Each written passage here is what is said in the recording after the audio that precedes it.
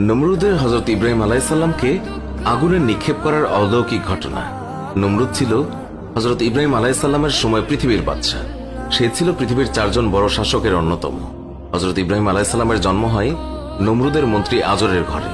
হযরত ইব্রাহিম আলাইহিস সালামের জন্মগ্রহণ উপলক্ষে আজর তার বাড়িতে নিমন্ত্রণের ব্যবস্থা করেন। অতিথিদের মধ্যে নমরুদের বেশ কিছু উপদেষ্টা ও গণক ছিল। মধ্যরাতে ভোজন পান শেষে সবাই যখন গৃহ ত্যাগ করছিল, তখন এই উপদেষ্টা দল আকাশের দিকে তাকিয়ে দেখল পূর্ব দিক থেকে একটা নক্ষত্র ছুটে এসে আকাশের চারিদিকের 4টি বড় নক্ষত্রকে একে একে গিলে ফেলল। তখন গণকরা বিষয়টি গণনা করে জানতে পারে যে পৃথিবীতে এমন এক শিশুর আগমন ঘটবে যার হাতে নমরুদের পরাজয় ঘটবে। এই কথা শুনে নমরুদ শিশুটির জন্মগ্রহণ সম্পর্কে তার উপদেষ্টাদেরকে জিজ্ঞাসা করল। তার উপদেষ্টারা নমরুদকে বলল সেই শিশুটি তার মন্ত্রী আজরের ঘরে জন্ম নিয়েছে। নমরুদ এই কথায় বিস্মিত হয়ে উঠলেন, কারণ আজর ছিল নমরুদের একজন বিশ্বস্ত কর্মচারী। মূলত আজর ছিল দেব মূর্তি নির্মাতা, যার কারণে সমাজে তার সম্মান ও প্রতিপত্তি ছিল। তাই তারা আজরকে না ছুটিয়ে শিশুটিকে অর্থ সম্পদের বিনিময়ে হস্তগত করতে চেয়েছিল। কিন্তু এই প্রস্তাবে আজর অসম্মতি জানায় এবং একটি প্রবাদ বলে যে এ তো এমন এক প্রস্তাব যা এক গাধাকে বলা হয়েছে, আমি তোমাকে গোলা ভর্তি জব দেব যদি তুমি তোমার মাথাটা কেটে ফেলার অনুমতি দাও। গাধা উত্তর দিয়েছিল, যদি আমার মাথায় কেটে ফেলো তবে গোলা ভর্তি জব আমি কি করব।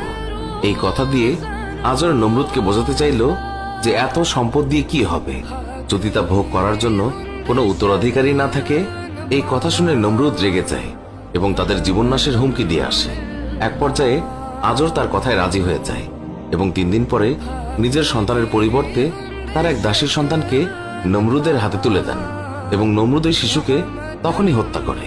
হযরত ইব্রাহিম আলাইহিস সালাম 10 বছর বয়সে সকলের থেকে আড়ালে এক গুহায় বসবাস করত। বাল্যকাল থেকে হযরত ইব্রাহিম আলাইহিস সালাম প্রকৃতি এবং স্রষ্টাকে নিয়ে গভীরভাবে ভাবতে শুরু করেছিল।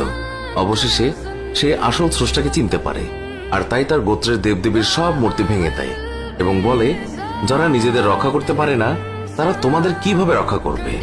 এর ফলে হযরত ইব্রাহিম আলাইহিস সালামকে বন্দী করা হয় এবং নমরুদের দরবারে নিয়ে যাওয়া হয়। তখন ফেরাউন তাকে জিজ্ঞাসা করেন, হে ইব্রাহিম, তোমার প্রতিপালক কে? হযরত ইব্রাহিমের জবাবে বলেন, যিনি এক, যার কোনো শরীক নেই, যিনি আরশের অধিপতি। নমরুদ রেগে গিয়ে তার লোকদের বললেন, ওকে পুড়িয়ে ফেলো। নমরুদ বলল, একটি অগ্নিকুণ্ড তৈরি করো আর হযরত ইব্রাহিম আলাইহিস সালামকে জ্বলন্ত আগুনে ফেলে দাও, আর পাহারা দাও যেন আর কোনো সাহায্যকারী তাকে সাহায্য করতে না আসে। লোকেরা এক জায়গায় লাকড়ি জোগাড় করে সেগুলোতে ঘি তেল ঢেলে তাতে অগ্নিসংযোগ করলো। 7 দিন পর পূর্ণ অগ্নিকুণ্ড তৈরি হলো। কিন্তু সমস্যা হলো হযরত ইব্রাহিম